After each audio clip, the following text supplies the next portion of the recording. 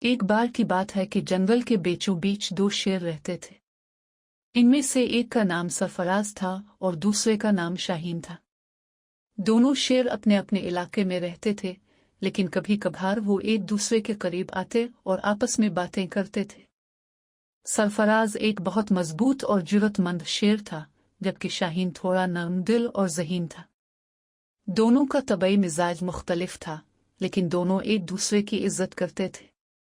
سرفراز اکثر شکار کی تلاش میں رہتا، جبکہ شاہین زیادہ تر درختوں کے درمیان چھپ کر آرام کرتا اور اپنے ذہن کو تیز کرنے کے لیے مختلف کاموں میں مشغول رہتا۔ ایک دن جنگل میں ایک بڑا طوفان آیا۔ آسمان میں گرج چمک ہونے لگی اور درختوں پر تیز ہوا چلنے لگی۔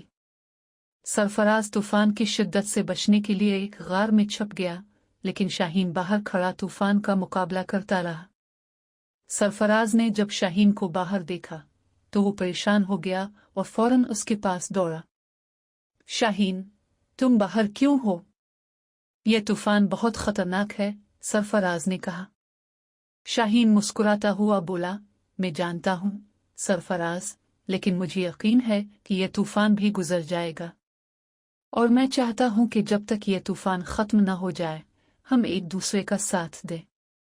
سرفراز نے شاہین کی باتوں کو سمجھا اور دونوں شیر ایک دوسرے کے ساتھ بیٹھ گئے طوفان کے گزرنے تک۔ طوفان ختم ہوا تو دونوں شیر ایک دوسرے کو دیکھتے ہوئے ہنس پڑے۔ ہم دونوں کا ساتھ ہمیں مضبوط بنا دیتا ہے، چاہے ہماری طبیعت مختلف ہو، سرفراز نے کہا۔ شاہین نے سر ہلایا اور کہا، ہاں سرفراز، اچھے دوست ایک دوسرے کو مشکلات میں نہیں چھوڑتے۔ ہم دونوں کے درمیان اختلافات نہیں، بلکہ ہماری دوستی ہی ہمیں طاقت دیتی ہے۔ اس کے بعد سے سرفراز اور شاہین ہمیشہ ایک دوسرے کے ساتھ رہنے لگے۔ دونوں نے اپنی طاقتیں اور ذہانت مل کر استعمال کی اور جنگل میں ایک نئی دوستی کی مثال قائم کی۔ اور یوں دونوں شیر ہمیشہ اچھے دوست بنے رہے، جو ایک دوسرے کی مدد کرتے اور ایک دوسرے کی قدر کرتے تھے۔